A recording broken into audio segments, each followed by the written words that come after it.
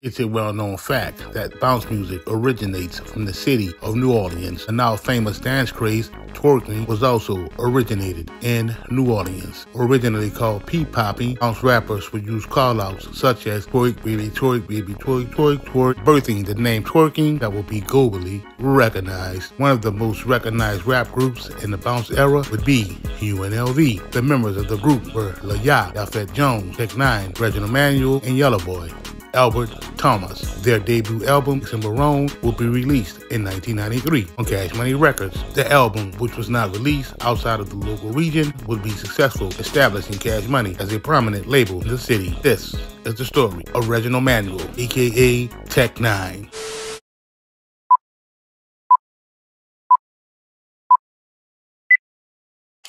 As teenagers in the early 90s, UNLV, which consisted of Tech Nine and Lil Ya, would cop their name from their favorite college sports team, the UNLV Honey Rebels.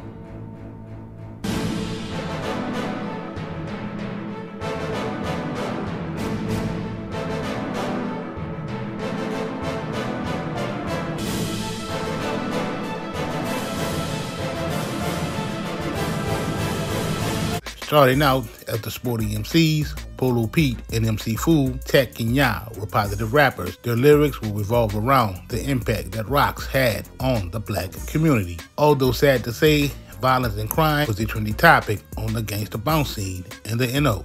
It wouldn't be long before UNLV would pick up on and take over this trend, becoming the most prolific gangster bounce group in the city. When Tech and Ya were 19 or 20, they would walk around the hood, beating on the houses, practicing the songs they were going to rap at the WNLV talent show. No stranger to the streets, Tech had grown up in the Melf and would later move to other areas of uptown New Orleans. Tech's first encounter with Ya would be at Carter G. Woodson, where they would almost get into a scrap on the first day of school. A fight would never take place. The two would go on to be thicker than thieves. The early 90s was the era of the hole-in-the-wall bars that would often be called clubs. DJ Red, a well-known DJ in the city, would rock Club Newton's every Sunday night.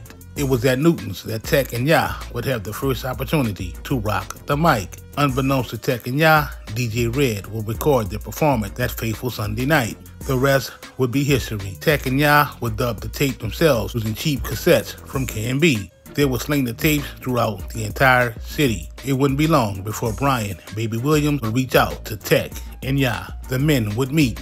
Cash Money would ultimately end up signing the group, redistributing the tape with a dirty side and a radio side. For their big debut, Tech and Ya would enlist a third UNLV member, Albert Thomas, aka Yellow Boy.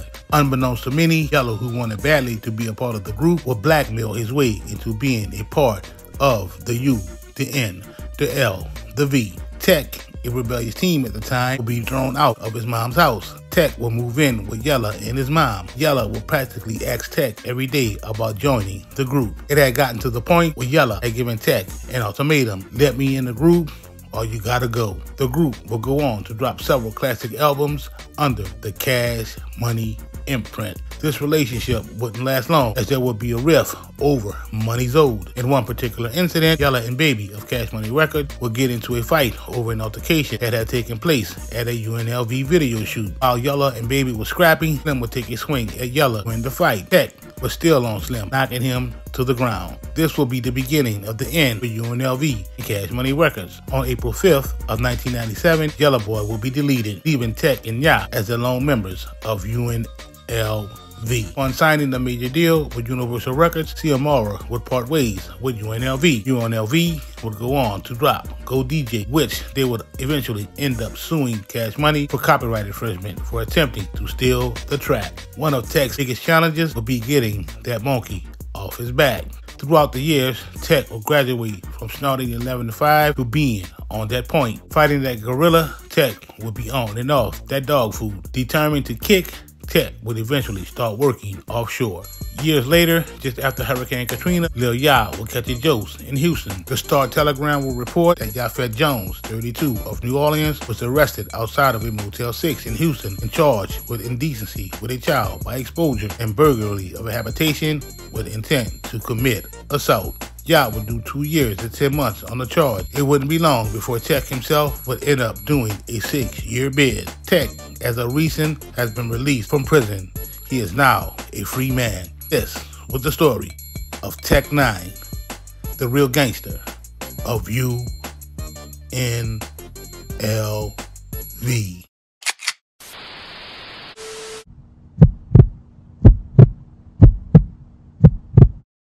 Ask you one question. Go ahead. Right now. What you might hear, what do you might hear from UNLV if you go out anywhere right now? What song you might hear? You might hear Dragon from the River. You might hear Dragon from the River. You might hear Dragon from the River. I heard Mac Meth Callio in the party one time. One time. Now, take that same principle and apply it to PNC. If you go to a party right now, I'm going to hear Pump the Party. You're going to hear that? I'm going to hear that in there. You're going to hear New Orleans Block Party in there. I'm going to hear New Orleans Block Party in there. PNC is still impacting the city. You know, so we dissed UNLV. They think we dissed them like first, but really they dissed us first.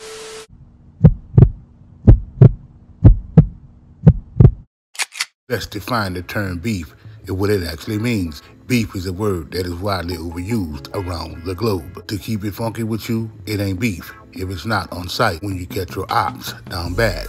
Internet beef, rap beef, street beef are all entirely different things. However, the rap beef that I'm about to talk about had an entire city picking sides. The city was New Orleans. The rappers were UNLV and PNC. This is the story of partners in crime versus the U, the N, the L, the V.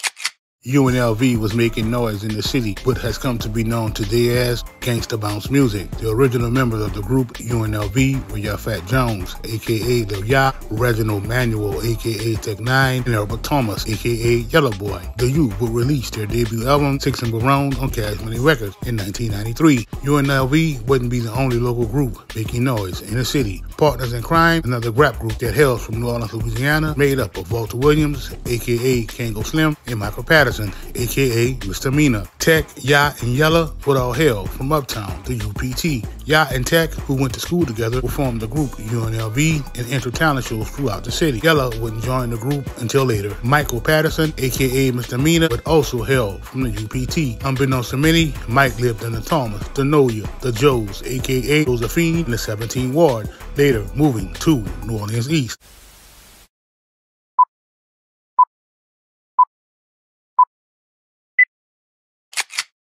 In the NO, there's always some backdoor type shit going down, aka somebody trying to go with the move. That's exactly what would happen to kick off this beef. Partners in Crime, aka PNC, who would have an opportunity to sign with Cash Money, would pass on the label. It wouldn't be long before Baby would reach out to PNC as an opener for UNLV. Upon PNC leaving the stage after their performance, the U would take to the stage and debut their new song, a diss track aimed at PNC, titled UNLV Style. Baby had went with the move, setting PNC up to be clowned. This wouldn't sit well with Mike. That boy would be furious to the point where he couldn't sleep, hitting Kango up at 4 a.m. about what he had come up with as a response to UNLV.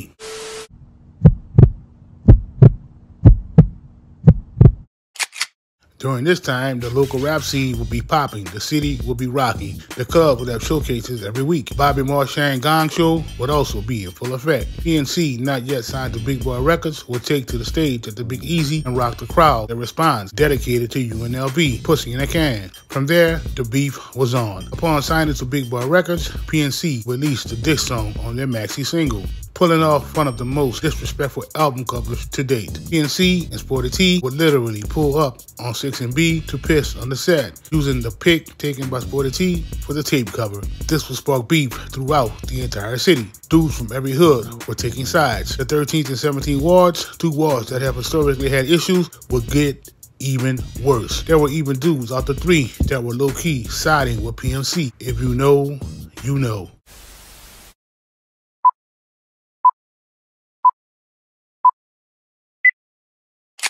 Per Terrence Gangster Williams, the street hot boys would even step in at some point to make sure that the beef stayed on wax between the two groups. Keep in mind, it was all going down during the time the NO was ranked as the crushing capital of the world. Back of town, and the graveyard was rocking with PNC, the Grove, the Calf Stand, etc.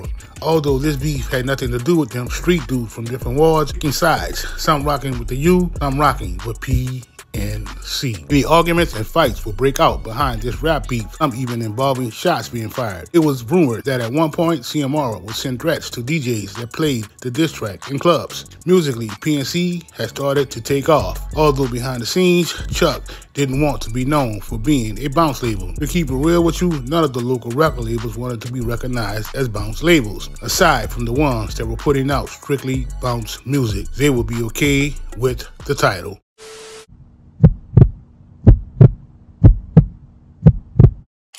Although UNLV's music was bumping in the streets, only a few of their songs were getting heavy rotation in the clubs. Next to none would get radio spins. Meanwhile, the feel-good music that PNC was creating would have heavy rotation as well as being bumped in the clubs and bars. Baby and Slim, no fools to what was going on, would make major moves with the music that CMR was putting out. Sensing that UNLV wouldn't be in their foreseeable future, Baby and Slim will cut ties with the U, going on to release Chopper City in the Soldier Rag album. This will swing the momentum back into CMR's favor. It's never a race of speed, it's always a race of endurance, as PNC will continue to make timeless music that still gets bumped in clubs, bars, birthday parties, and weddings. Big Boy Records will later dissolve. PNC will move on to other labels, even hooking up with Juvie to release Club Bangers and We Are Legends under Juvie's UTP Records imprint. In the words of Juvie, I guess I'm the bad guy in this movie. Bump it up, here comes Juvie. Myself personally haven't seen anything from Kango, but Mike has gone on to author his own book, Untold, the story of an unknown legend. Link is pinned in the comments. You can also find Mike co-hosting the No Rap Cap podcast with Gaz.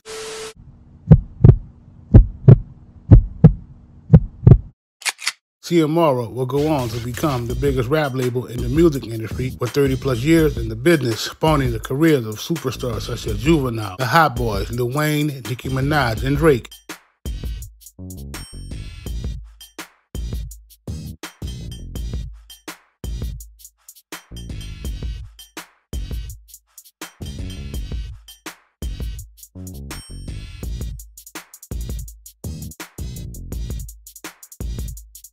With the release of BG, CMR has plans on putting together a Hot Boys reunion with all 4 original members, including Turk, regardless to the false narratives being spun on the internet. Just like the rest of you, I have no idea if or when it will materialize. That's if it does actually happen. As for now, I guess we'll all have to wait and see. This was the story of UNLV versus PNC.